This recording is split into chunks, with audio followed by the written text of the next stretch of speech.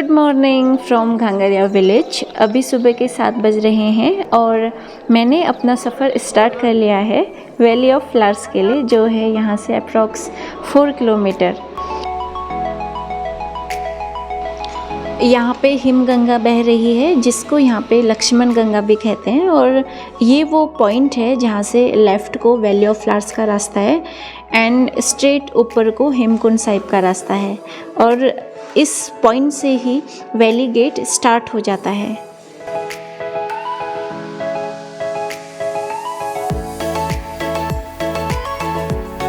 इस बोर्ड पे route map है और किस एरिया में कौन सा स्पीसीज है ये भी इसमें मेंशन है।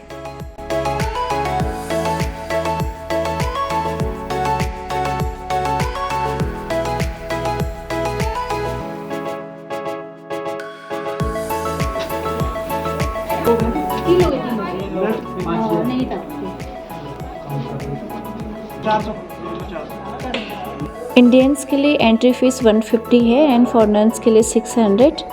और अगर आप ट्रैक नहीं करना चाहते हैं तो आप पिट्ठू की हेल्प से भी वैली घूम सकते हैं। आप मतलब जब एक साथ नहीं आएंगे अलग-अलग कोई थमका तो कोई पहले वैली में स्मोकिंग, ड्रिंकिंग, ड्रोन्स या फिर किसी भी फ्लावर को तोड़ना बिल्कुल भी अलाउड नहीं है। साथ ही अगर आप अपने बैग में प्लास्टिक लेके जाते हैं तो आपको पूरा प्लास्टिक अपने साथ वापस लाना पड़ता है। वैली एक टोटली प्लास्टिक फ्री जोन है। वैली गेट से हमारा ट्रैक स्टार्ट ही हुआ है और देखो हमें अभी से डिफरेंट टाइप के फ्लावर स्पीसीज देखने को मिल रहे हैं।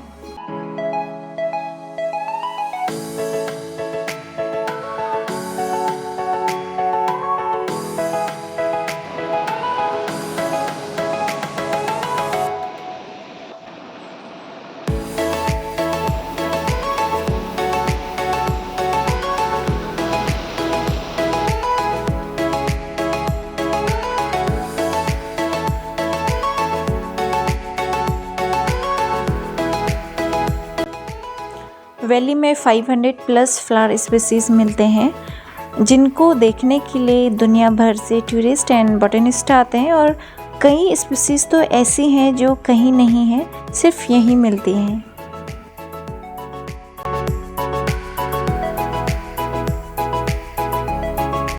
वैली को जाने वाले खूबसूरत से ट्रेल्स, बड़े बड़े पेड़, चारों ओर ऊंचे ऊंचे पहाड़, कहीं दूर दिखते ग्लेशियर्स, वाटर क्रॉसिंग्स और बहुत सारे कलरफुल फ्लावर्स।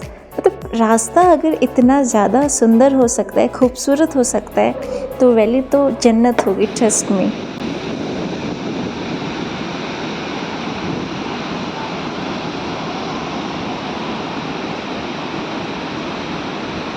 सामने से पुष्पावती रिवर है, जैसे नाम से पता चल रहा है पुष्पावती फूलों की घाटी से आ रही है, तो पुष्पावती का ओरिजिन वैली ऑफ फ्लावर्स है।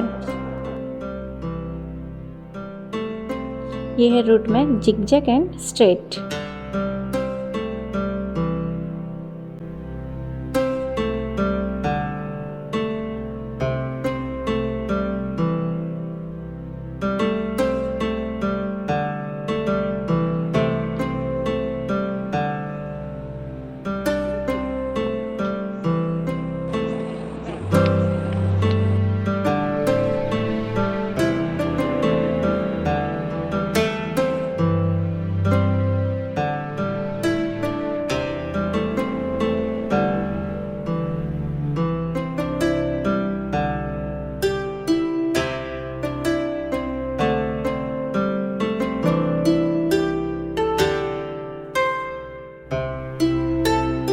वैली स्टार्ट होने से ठीक पहले भोजपत्र के जंगल हैं। वैसे भोजपत्र वही पेड़ है जिसकी छाल पे वैदिक काल में सारे वेद लिखे गए थे, या फिर आप यूँ कहिए कि भोजपत्र का बार्क उस टाइम पे एज ए पेपर यूज़ होता था।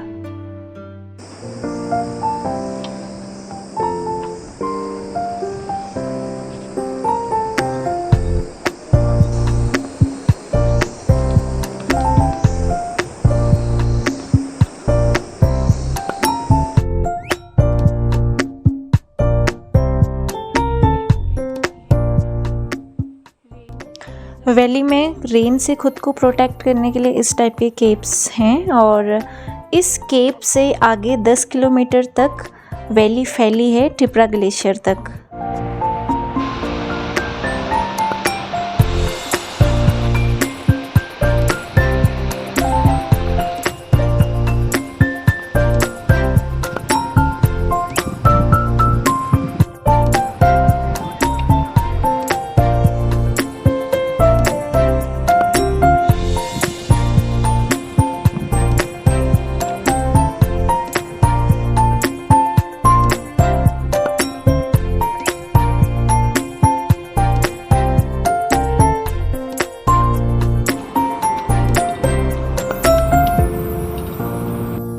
हमारे ठीक सामने टिपरा ग्लेशियर है, इसके साइड पे गौरी पर्वत है और वैली में रिवर पुष्पावती रिवर है। वैसे फूलों की घाटी, जिसका असली नाम भुंडियार घाटी है, 1982 में इसको नेशनल पार्क घोषित कर लिया गया, जो 10 किलोमीटर लंबी है और 2 किलोमीटर चौड़ी।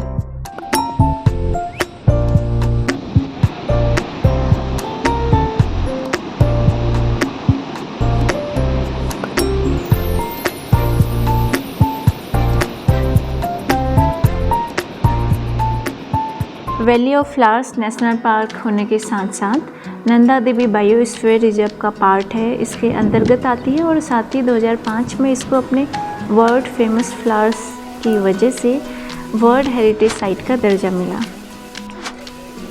साथ ही वैली का वर्णन स्कंद पुराण के केदारखंड में भी है, जहाँ पे इसको नंद कानन बोला गया, जिसका मतलब है इंद्रदेव का बगीचा या फिर देवताओं का बगीचा।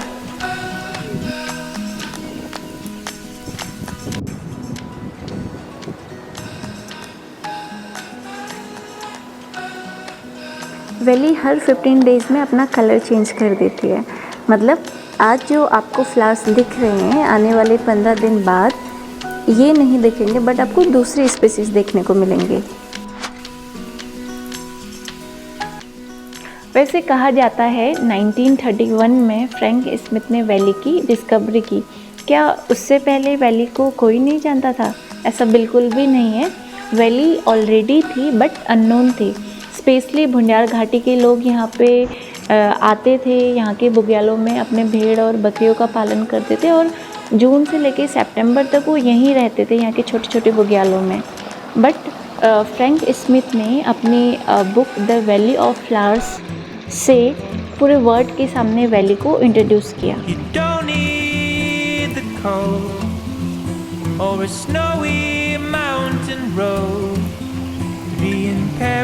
सामने भुंडियार खाल पास है और फ्रैंक स्मिथ ने इसी पाथ से वैली में एंटर किया था।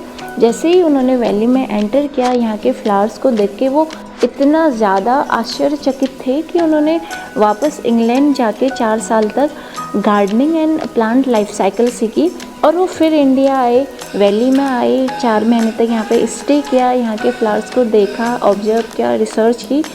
कुछ सीड्स भी वो अपने साथ वापस इंग्लैंड ले गए और उसके बाद वहाँ पे अपनी बुक पब्लिश की द वैली ऑफ फ्लावर्स, और आज वैली एक वर्ल्ड हेरिटेज साइट है।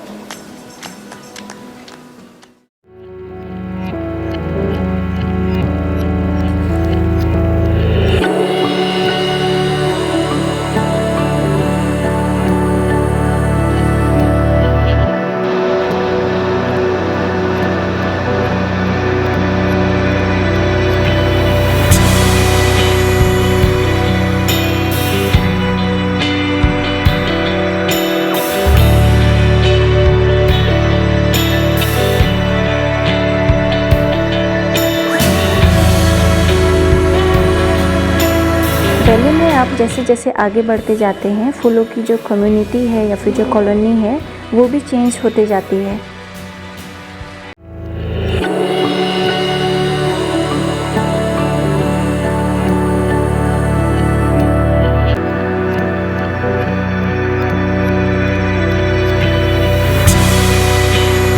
जिसे फूलों और पहाड़ों दोनों से प्यार हो, शायद ही इससे अच्छी जगह और कुछ हो सकती है। हर जगह ऊंचे ऊंचे माउंटेन्स, बीच में वैली और अचानक से आते बादल। एक पल के लिए आप इसमें खुद खो जाते हैं।